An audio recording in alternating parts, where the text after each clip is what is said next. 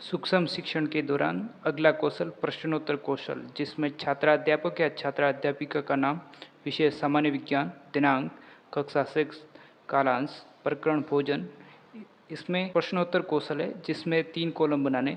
पहला क्रम संख्या, दूसरा कॉलम जिसमें छात्राध्यापक या छात्राध्यापिका क्रियाएं, तीसरा विद्यार्थी क्रियाएं। जिसमें पहला सवाल, मनुष्य को कार्य करने के लिए किस चीज़ की आवश्यकता होती है? ऊर्जा की। ऊर्जा हमें कहाँ से प्राप्त होती है? भोजन द्वारा। तीसरा सवाल, जिसमें भोजन के प्रमुख पोषक तत्व कौन से हैं? कार्बोहाइड्रेट, वसा, प्रोटीन और विटामिन। चौथा सवाल, जिसमें सर्वाधिक ऊर्जा किस पोषक तत्व से मिलती है? कार्बोहाइड्रेट और वसा से। पांचवा सवाल, जिसमें भोजन प्राप्त करने का प्रमुख स्रोत क्या है? पौधे। छठा, जिसमें भोजन में मसालों का प्रयोग क्यों किया जाता है? सुपाच्य बनाने के लिए। सातवां, कोई भी संतुलित भोजन पौष्टिक कब माना जाएगा?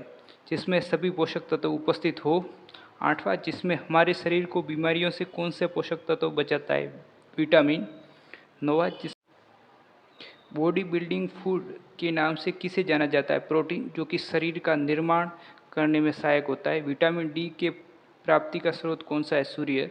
इस प्रकार इसके बाद मूल्यांकन प्रपत्र, जिसमें प्रश्नोत्तर कौशल के घटक और आवृत्तियाँ, जिसमें प्रश्न की भाषा कैसी है, प्रश्नों की प्रकरण से संबद्धता कैसी है, प्रश्नों का संक्षिप्तीकरण किस प्रकार है, प्रश्नों की शुद्धता कैसी है, प्रश्नों की गति एवं विश्राम कैसा है, प्रश्नों में व्यर्थता है या नहीं, यदि व्यर्थ प्रश्न पूछे गए हैं या नहीं, प्रश्नों के उत्तर कैसे हैं, विद्यार्थियों की सहभागिता कैसी है, आवाज़ की प्रभाविता कैसी है और विद्यार्थियों की स्थिर अनुकूलता कैसी है। इसके बाद पहले टीचिंग प्लान के दौरान यदि कोई कमी रह जाती है तो दूसरी पाठ्य योजना बनाई जाती है, जिसमें दूसरी पाठ्य योजना इस प्रकार है। प्रश्नोत्तर कौशल, छात्राध्यापक या छात्राध्यापिका का नाम, विषय जीव विज्ञान, दिनांक, कक्षा 10th, कालांश, प्रकरण अंतःस्रावित ग्रंथियाँ। प्रश्नोत्तर कौशल, जिसमें 3 कॉलम बनाने।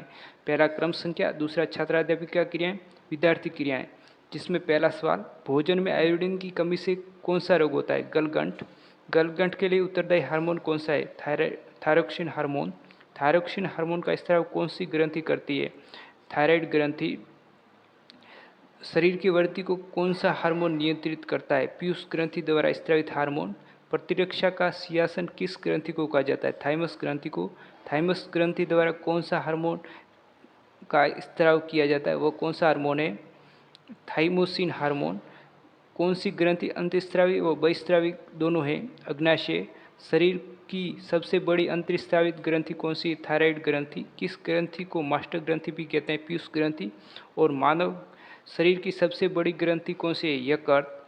इसके बाद आपको मूल्यांकन प्रपत्र, जिसमें प्रश्न कौशल के घटक इसमें लिखने होंगे और आपकी टैली बनानी होगी, जिसमें आपके छात्राध्यापक वह टीचर होंगे जो आपको टिक लगाएंगे जितनी बार आपकी भाषा अच्छी है, आपकी प्रश्नों की प्रकरण से समानता है, प्रश्नों की संक्षिप्तीकरण है, जो कि प्रश्न कौशल के घटक होंगे, प्रश्नों की शुद्धता, प्रश्नों की गति एवं विश्राम, प्रश्नों में व्यर्थता, कितने व्यर्थ प्रश्न आपने पूछे हैं, विद्यार्थियों के उत्तर, विद्यार्थियों की सहभागिता, आवाज़ की प्रभाविता एवं विद्यार्थियों की स्थिर अनुकूलता।